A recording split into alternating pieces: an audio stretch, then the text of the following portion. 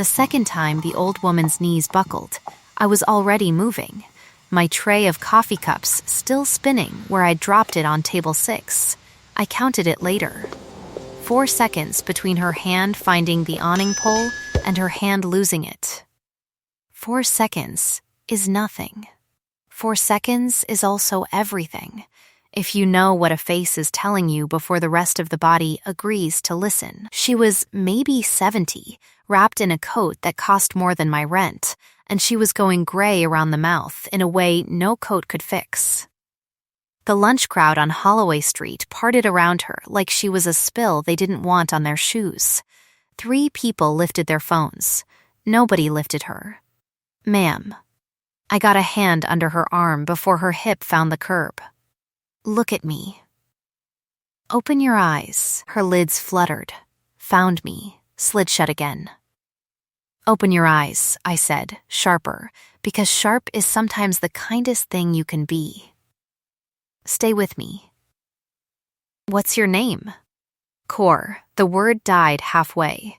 Her pulse under my fingers was doing something frantic and wrong, a drumbeat with no rhythm behind it, and her lips had gone the color of the sky before a storm nobody believed was coming. I did not know. Kneeling on that sidewalk with a stranger's whole weight against my shoulder, that I was catching the mother of the most feared woman in the city. I only knew what 4 years of paramedic training I never got to finish had taught me for free. This was not fainting. This was a heart deciding, in real time, whether it wanted to keep the appointment. Subscribe to the channel, because you are going to want to be here when this old woman opens her eyes and tells her daughter exactly who saved her life.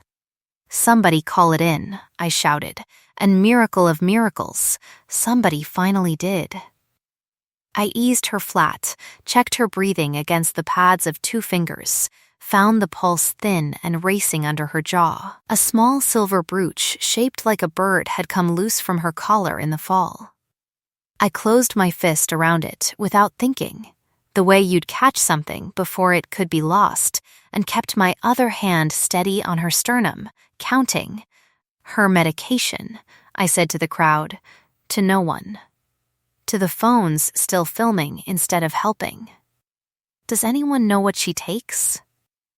Nobody answered. Nobody ever answers. That's the thing about being invisible for a living. You learn that the world will watch you drown before it learns your name. Her eyes opened once more, glassy, fixed on mine. "Tell my daughter," she whispered. I wasn't afraid. Then the ambulance doors were swallowing her, and a stranger's brooch was warm and small in my palm, and I was standing in a stopped street with coffee going cold on a tray I'd never picked back up, about to find out that the woman I'd just kept alive belonged, entirely and completely, to a queen. My name is Wren Ashdown. I was 25 years old. I owed the county hospital $11,000 for my brother's dialysis, and I had exactly one skill nobody paying my wages had ever bothered to ask about. I could read a body in crisis the way other people read weather. I'd learned it in 18 months of paramedic school before the money ran out, and my brother's kidneys didn't wait for me to finish. I traded a stethoscope for a coffee pot and told myself it was temporary. 3 years later, temporary had grown roots. At the copper kettle, where I refilled cups for men who called me sweetheart and never once Wren, my manager Grady Pruitt liked to say I moved like I had somewhere better to be. He wasn't wrong. He just never guessed where. I didn't go home that night. I went to the hospital because I couldn't make myself leave without knowing the old woman's heart had decided to stay. I still had her brooch in my apron pocket, a small silver swallow with one wing bent from the fall, and it felt like a debt I hadn't agreed to. That's how Isolde Vale found me, not the other way around. I want that understood from the start, because everything the papers printed later got the order wrong. She came off the elevator like weather arriving early. 6 security men trailing her couldn't make her look less alone. She was tall in the particular way that made rooms recalculate their exits, dressed in black that had never once needed convincing anyone to notice it. And she smelled, even across a waiting room thick with antiseptic like cold vetiver and gunmetal. A scent that didn't ask permission to fill a space. "You're the waitress," she said. Not a question. A verification. I'm Ren. I stood, because something in me insisted on it. Is she alive? The word came out clipped, like she'd rationed it. Because of you. The paramedic said another 6 minutes, and it wouldn't have mattered who her daughter was. I didn't know who her daughter was. I know. Something moved behind her eyes, brief as a struck match. That's the only reason I'm still speaking to you instead of writing you a check and sending you home. I should have been afraid of her. Everyone was afraid of her. The papers called her the Iron Queen of the Veil line, and even in a hospital corridor at midnight, she carried her empire like a second, sharper coat. Instead, I found myself furious, in the specific, bone-deep way you get furious at people who mistake gratitude for an insult. "If you're about to offer me money to disappear," I said, "you can save it. I'd do it again for anyone. I'm not offering you money to disappear." Her mouth did something that wasn't quite a smile. "I'm offering you a job. My mother will need care for the next 6 weeks minimum, and every private nurse I've hired in the last decade has managed to bore her, patronize her, or both. You did neither, on a sidewalk with strangers filming you instead of helping. I'm a waitress. You were a paramedic candidate with a 96 in cardiac assessment before your file goes cold 3 years ago." A muscle moved in her jaw. I had someone look. "I apologize for the intrusion. I don't apologize for wanting my mother to live." I found the brooch in my apron and held it out instead of answering, because I didn't trust what I'd say next. "She lost this," I said. The wings bent. I didn't want it to get thrown out with her coat. Isolde Val looked at the small silver bird in my palm for 3 full seconds. I counted them, the way I count everything when I'm trying not to feel something, and something in her face cracked open before she could stop it. "That was my father's," she said quietly. "He gave it to her the year I was born. She's worn it every day since he died." She closed my fingers back over it with 2 of her own, careful, deliberate, gone before I could name the warmth it left behind. "Keep it safe a little longer. I'll want it returned to her myself." Properly, that should have been the end of it. A brooch handed back, a job offer declined, a queen returning to her tower. Instead, I heard myself say yes, because somewhere between the sidewalk and that hallway, I had stopped being able to walk away from a woman whose mother's life I was already, foolishly, invested in. I didn't know yet that saying yes would mean crossing into a world built to remind me, at every turn, exactly how small I was supposed to feel in it. The Vale estate sat above the harbor like it had grown there instead of been built. Glass and pale stone catching the gray morning light off water that Isolde's ships owned more of than the city did. My studio apartment could have fit inside what I later learned was just the mother's private sitting room 3 times over, with room left for my regrets. Corinne Vale, once she was steady enough to hold a teacup without her hand shaking, turned out to be sharper and funnier than any headline about her daughter had prepared me for. "You're the one who shouted at me," she said, the first full day I sat with her. "I told you to open your eyes. It's not the same as shouting. It felt the same from where I was lying." Her mouth curved. "Effective, though. I've decided to like you for it. Isolde will hate that. She likes to be the only one who decides things around here." I noticed. She noticed you first. Corinne's eyes, pale and assessing in a way that reminded me uncomfortably of her daughter's, moved over my face like she was reading something written there in ink I couldn't see. "She doesn't bring strays home, dear. She's never once, in 31 years, brought a single person into this house who wasn't already on payroll before she met them. You should ask yourself why that changed on a sidewalk." I didn't ask. I wasn't ready for the answer yet. But I noticed the small things instead.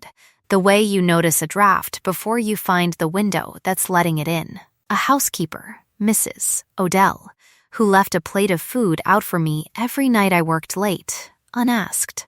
A security chief named Aggie Marsh, who watched me with open suspicion for the first 2 weeks, and then, on the 15th day, silently swapped my kitchen knife for a sharper one, without comment, Isolde herself, appearing in doorways at odd hours to check on her mother and staying 4 minutes longer than the checking required, always leaving before I could ask why.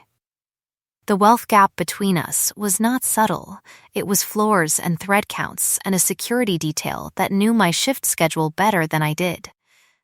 But it was the small proofs of care that undid me faster than any of it, the first time I mentioned, in passing, that my brother Milo loved a particular soup our mother used to make before she died, and 3 days later found that exact soup, made from scratch, waiting on a tray outside my room, with no note attached.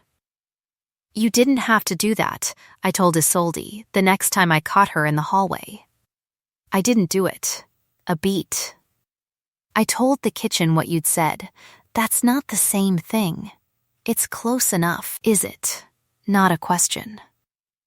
She was very good at turning statements into blades that only cut you after you'd already agreed with them. I remember things people say when they think no one's listening for them to matter.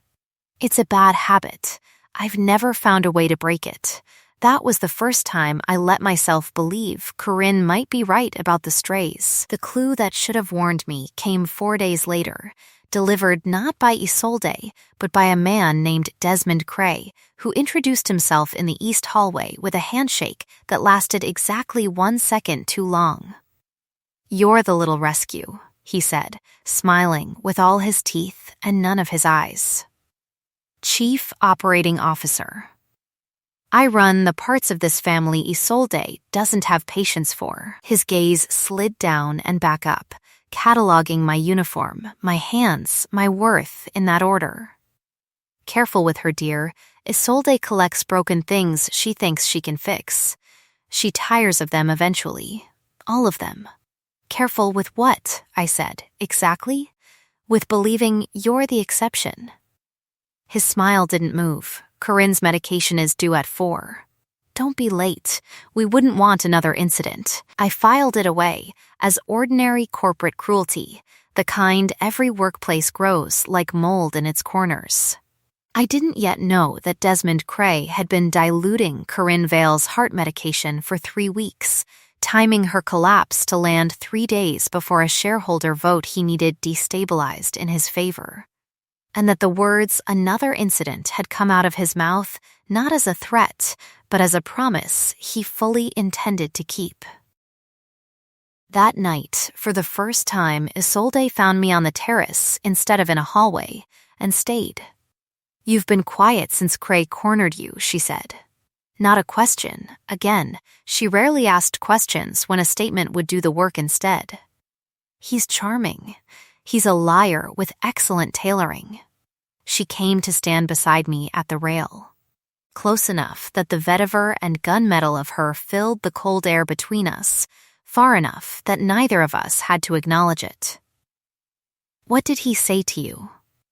"That you collect broken things. That you get tired of them." Something went very still in her. "Do you believe him?" "I don't know you well enough yet to disbelieve him." "Then let me correct the record." She turned, and the harbor lights caught something raw in her face she usually kept locked below 3 deadbolts. "It wasn't kindness that made me offer you this job. It was recognition. I watched you kneel on concrete for a stranger while people with working legs and empty hands stood over you filming it. I have built an empire out of people who calculate risk before they move. You didn't calculate anything. You just moved. A pause, the kind that costs more than shouting. I don't know what to do with a person who moves like that. I've never had to. You could start, I said, by not lying about the soup. That surprised a real laugh out of her, short and startled, gone almost before it landed. Noted, her hand found the rail an inch from mine, not touching, deliberate as everything else about her. For what it's worth, I don't tire of things I've decided to keep. I should have asked her what, exactly, she'd decided to keep. Instead, the terrace doors opened behind us, and Aggie Marsh's voice cut through the moment like a blade through silk. "Ma'am, you need to see this." The security footage was grainy, timestamped, and it showed Desmond Cray in Koruline Tales' private bathroom 4 days before her collapse, holding her prescription bottle up to the light like he was reading a label he already knew by heart. Isolde watched it twice, her face gone to the same flat stillness the harbor gets before a storm nobody's forecast yet, and I understood, watching her hands go white-knuckled on the back of a chair, that whatever came next was not going to be gentle. "He was in my mother's medication," she said, so quietly it was worse than if she'd shouted. For weeks, while she took it every morning believing it was keeping her alive. "Isolde, don't." One word, but it landed like a wall going up. "I need you to tell me, with your training, not your kindness, if he adjusted the dosage, timed correctly. Could he engineer exactly what happened to her? On the street? In front of witnesses 3 days before a vote he needed to win?" I looked at the footage again, at the calm, unhurried way Desmond Cray had handled a bottle that held his own aunt's heart in it, and answered the only way I knew how to. "Yes," I said, easily, and he'd have known, better than anyone, that she'd collapse in public, where an ambulance would be slow and a stranger might not know what she was looking at. Isolde's jaw worked once, twice, before she spoke again, and when she did, her voice had gone somewhere colder than I'd yet heard from her. Then, he made one mistake. She looked at me, and something in it wasn't cold at all. He didn't count on the stranger. The next 9 days moved like a held breath. Isolde buried herself in board documents and closed-door calls, building a case with the patient fury of a woman who had learned, young, that rage unspent is rage wasted. I sat with Corinne through the slow climb back to steadiness, listening to stories about a husband dead 11 years, a daughter who'd built an empire instead of letting herself grieve one. She stopped crying at his funeral, Corinne told me one afternoon, sun coming warm through the tall windows. 10 years old, in a black dress 2 sizes too big, and she didn't cry once. Her father's doctrine was that control was the only thing that couldn't be taken from you. She spent 31 years proving him right by never once letting anyone close enough to take anything. A pause, deliberate as her daughter's. "You should know what you're walking into, dear, if you keep walking." "I'm not walking into anything. I work here." Corinne's laugh was soft and knowing, and entirely unconvinced. "You caught a falling stranger on a sidewalk and put a brooch in your pocket instead of your purse because you didn't want it thrown away with a coat. Ren, you walked into this the moment you decided that mattered." I didn't have an answer for that, because it was true, and because 2 nights later, everything changed at once. Corinne's fever spiked past what the doctors called concerning at 11 at night, a delayed complication from the tampered medication finally catching up with her body, and the house went from silent to sirened in the space of 4 minutes. I was the one already at her bedside when her breathing went ragged. I was the one who knew, from training that had never once been asked for in 3 years of pouring coffee, exactly which position to put her in, exactly which words to keep repeating, until the ambulance made it up the long drive. "Stay with me," I said, my hand steady on her wrist, though nothing else in me was. Open your eyes, Corinne. Look at me. You don't get to leave before I've told your daughter what you actually think of her taste in decor. A wet, startled laugh broke out of her, and her eyes opened and held.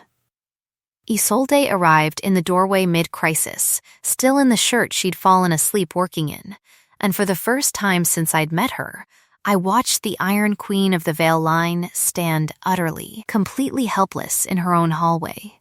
"Tell me what to do," she said, and it wasn't a demand. It was, for the first time, a genuine question offered to someone she had no power over at all. "Hold her other hand," I said. "Talk to her. Let her hear you instead of the sirens."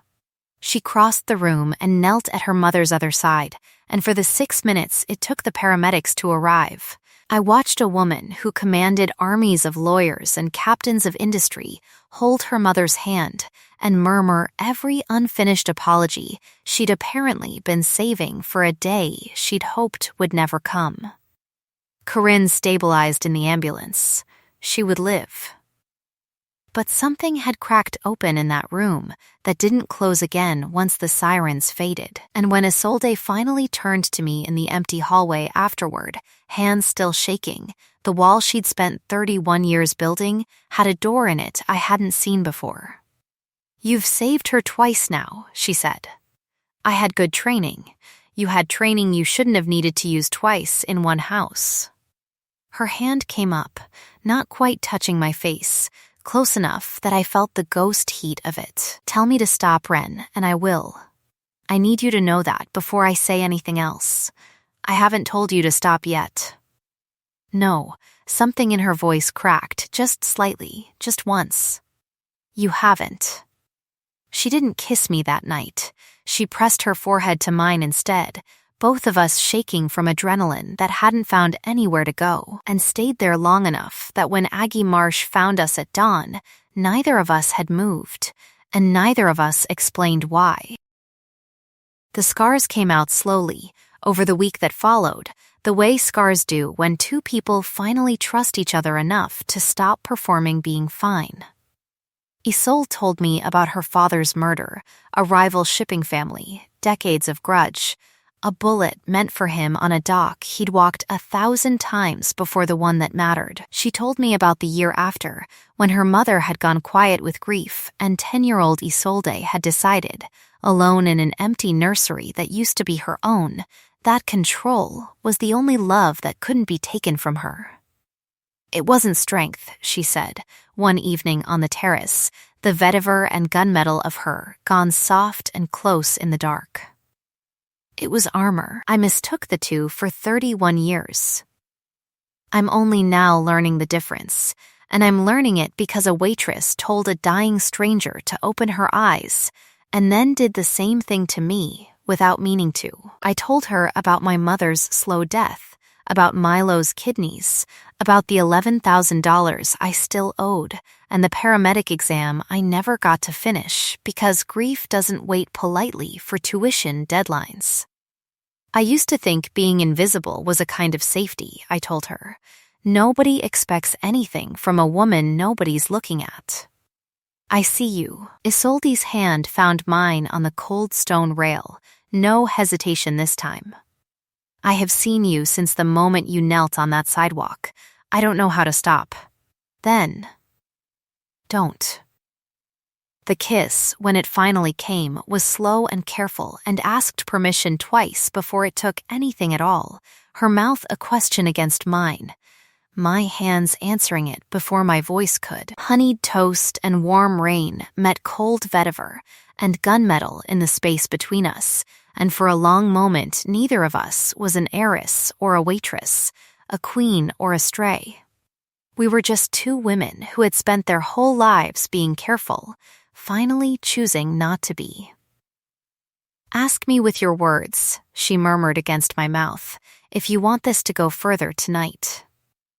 "I want this to go further tonight." Good, her forehead rested against mine, breath unsteady. "Because I don't think I could have stopped much longer, and I need you to know that stopping was always yours to decide, not mine. We didn't go further that night. We sat wrapped in the same blanket until dawn instead, talking about nothing that mattered and everything that did, and it was, I would think later, the happiest 4 hours of my entire life. It lasted exactly as long as it took Desmond Cray to realize his window was closing. The tabloid story broke 6 days later, timed with surgical precision 2 mornings before the shareholder vote. Gold-digging waitress targets grieving heiress, sources claim Vale family rescue was staged. The photograph accompanying it showed me at the hospital, brooch visible in my open palm, captioned as though I'd been caught mid-theft instead of mid-return. Celeste Farrow gave the quote. I recognized her from a charity gala photo. The article ran beside it, poised, silk-voiced, once nearly engaged to Isolde in what the papers called a power match built to last generations before Isolde had ended it 2 years prior, without explanation. I've known Isolde for 15 years, Celeste was quoted saying. She's never once let sentiment cloud her judgment before. It's almost sad, watching someone throw away a legacy on a woman who conveniently happened to be there when her mother collapsed. Grady Pruitt, my former manager, was quoted too, delighted to have his 15 minutes. She always did have an angle, he said. Called in sick more than any waitress I ever had. Should have known she was working a bigger table. I read it standing in the Vale kitchen at 6 a.m, coffee going cold in my hands, and felt the floor of the last 3 weeks give way beneath me all at once. Isolde found me there 20 minutes later, phone already in her hand, jaw set in a line I hadn't seen since the security footage. I'm handling it, she said. Handling it how? By proving I've never wanted anything from you when half this city already believes I have? My voice cracked on the last word. 3 years of being underestimated finally catching up all at once. You can't sue your way out of what people already believe about a waitress who got lucky. Watch me. But something had shifted, and we both felt it.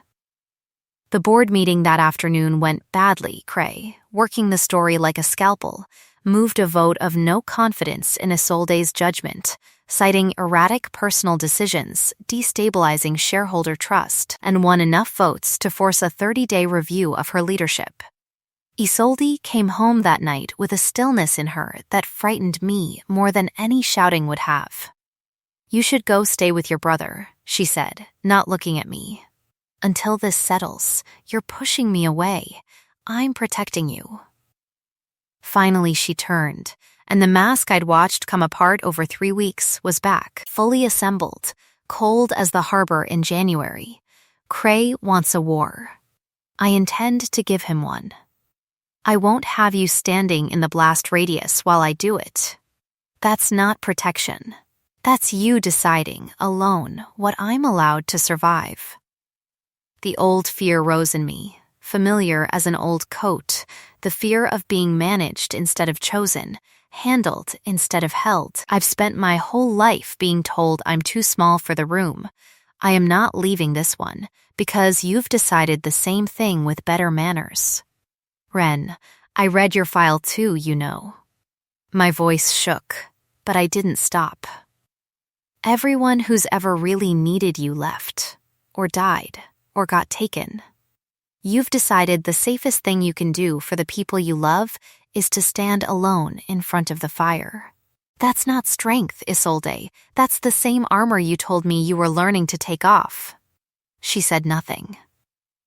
The silence stretched, brutal and total, and I walked out of that kitchen with the worst image of the whole month burned behind my eyes, Isolde Valle, framed in cold morning light, choosing the fortress over the door. 2 days later, Desmond Cray had me fired from a job I didn't even work anymore, called the Copper Kettle directly to warn Grady Pruitt against harboring further scandal, and had Corinne Vale's guardianship quietly reassigned to himself under an emergency clause triggered by concerns over her daughter's compromised judgment. I found out the second part from Aggie Marsh, who showed up at my brother's apartment at midnight looking like she hadn't slept in 3 days. He's moving her, Aggie said, without preamble. Tonight, private facility upstate, under his authority, where Isolde can't reach her without a court order that'll take weeks she doesn't have. Her jaw tightened. Isolde's tearing the boardroom apart, trying to stop it legally. She doesn't know I'm here. I came because I've worked for that family 15 years, and I have never once seen her wait for anyone the way she's been waiting for you to walk back through that door. She told me to leave. She told you to leave because she's terrified of losing you the way she lost everyone else. Aggie's voice roughened. I've watched a lot of powerful people in my life. I've never watched one fight this hard to protect someone and still get the protecting backward. You going to let a scared woman's mistake cost an old lady her freedom? Or you going to go fix it, the way you fixed everything else since the day you knelt down on that sidewalk? I was already reaching for my coat. The private facility sat 40 minutes north, and we made it in 26, Aggie driving like the harbor itself owed her a debt. Desmond Cray was already there, papers in hand, 2 orderlies flanking a wheelchair that held Corinne Vale, awake, furious, and utterly unable to stop what was happening to her under the letter of a law he'd twisted specifically to make her voiceless. You have no authority here, Cray said when he saw me, smooth as ever, though something flickered behind his eyes at my arrival. This is a licensed medical transfer. Company security. It's a kidnapping with better paperwork. I stepped between him and the wheelchair, heart-slamming honeyed toast and rain fury replacing whatever fear I might have felt a month ago. I have her toxicology report from the night she collapsed. Desmond, I requested it myself, as her attending caregiver 3 weeks ago. It shows deliberate dosage tampering traced to a prescription refill only you had access to. I've had it in a safety deposit box since the day I read it, because I didn't trust anyone in this family not to have it disappear. His composure cracked, just slightly, just enough. You're bluffing. Count the seconds it takes your lawyer to ask for a copy, I said, and find out. Headlights swept the drive before he could answer. Isolde arrived like the storm the harbor had been threatening all month, coat still open, having driven herself the moment Aggie's message reached her, and for the first time in 31 years. I watched Isolde Val walk into a room without a single wall left standing.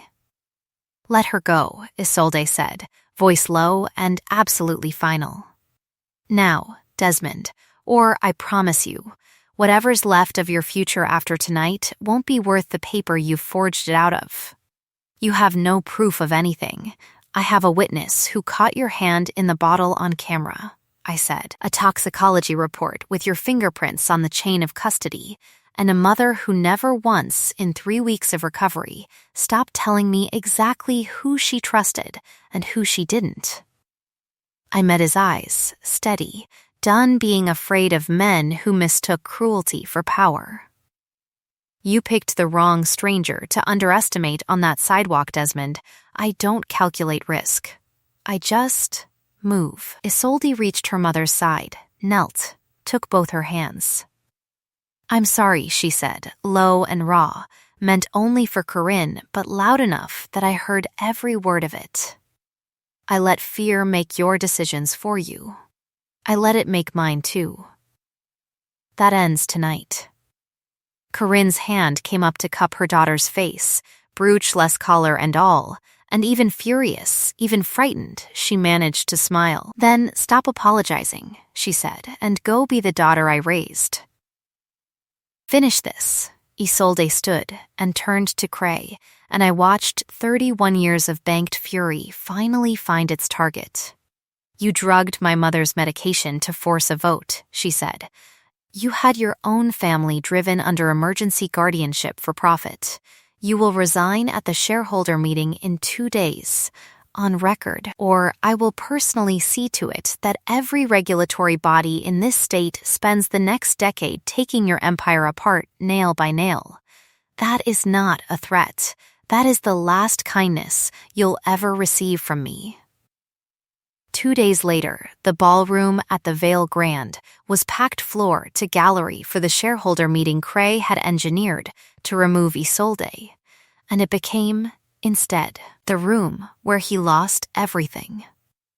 Isolde stood at the podium in front of 200 witnesses and played the security footage, then the toxicology report, then a recorded confession Aggie had spent one very long night convincing Cray's own frightened assistant to hand over, a recording of Desmond Cray 3 weeks prior, telling that same assistant exactly what dosage adjustment would buy him the time he needed. The room that had spent a week reading tabloid lies about a gold-digging waitress went dead silent, then erupted, and I watched every person who had smiled politely at Celeste Farrow's quote turn instead toward Cray with open horror. "Security," Isolde said. Calm as a woman closing a ledger, "Please escort Mr. Cray from the building. The board will vote on formal charges within the hour." Cray's mask finally, fully broke. "You'd have lost everything without me holding this company together for a decade," he snarled, dragged toward the doors by 2 guards. "I built half of what you're standing on." "You built it on stolen ground," Isolde said, unmoved, "and you tried to bury an old woman under it to keep it. The only thing you're owed now is a courtroom." She didn't raise her voice. She didn't need to. The whole room heard her anyway. Celeste Farrow, seated near the front in pale silk, made the mistake of standing to leave unnoticed, and Corinne Vale wheeled in against every doctor's advice because, as she'd told me flatly that morning, I did not survive that man twice to miss watching him lose, stopped her cold with 4 words delivered in the driest voice I'd ever heard from her. "Sit down, Celeste, dear." The room laughed. Celeste sat. "You gave a quote to a tabloid calling my caregiver a con artist," Corinne continued, pleasant as a knife wrapped in silk, 3 days after that same caregiver kept me breathing on my own bathroom floor. "I don't forget quotes, dear. I especially don't forget them from women who spent 2 years trying to marry my daughter for a merger and never once managed to make her laugh." She smiled, sweetly. "I understand your firm lost the Vale account this morning." "How unfortunate."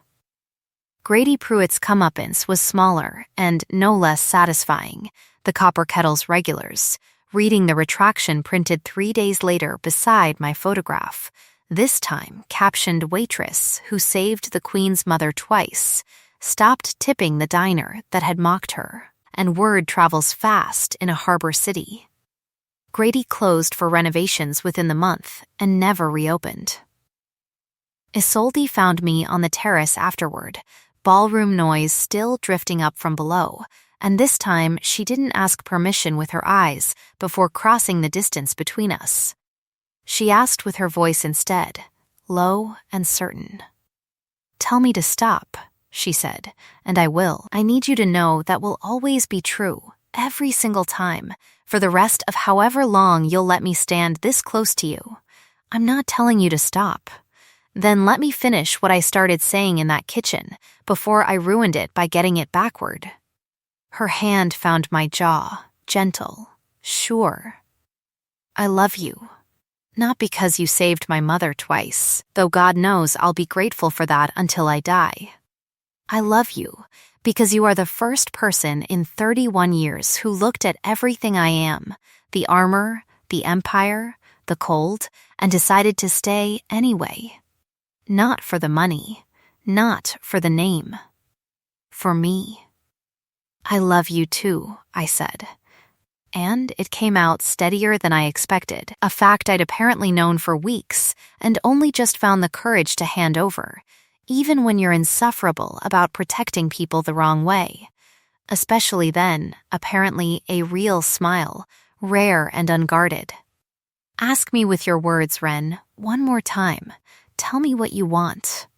I want you to kiss me like you're not afraid of what happens after.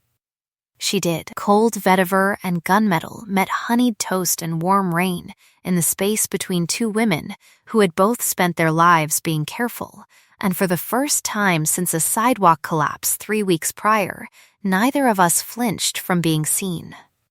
The bond came 3 weeks later, in the quiet hours after a small ceremony neither of us wanted large. She asked me formally that night, no ring hidden in dessert, no crowd to perform for, just Isolde on one knee on that same terrace, a small velvet box holding her mother's brooch reset into a ring, the bent wing carefully restored.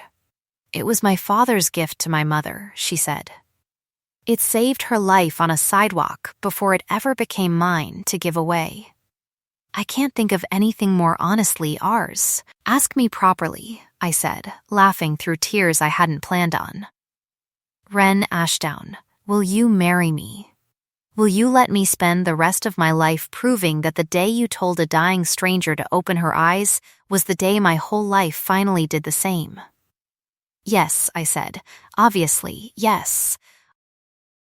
The claiming came on our wedding night, slow and unhurried and gated at every step by a question neither of us needed to ask anymore, but asked anyway, because some rituals exist to be honored rather than skipped.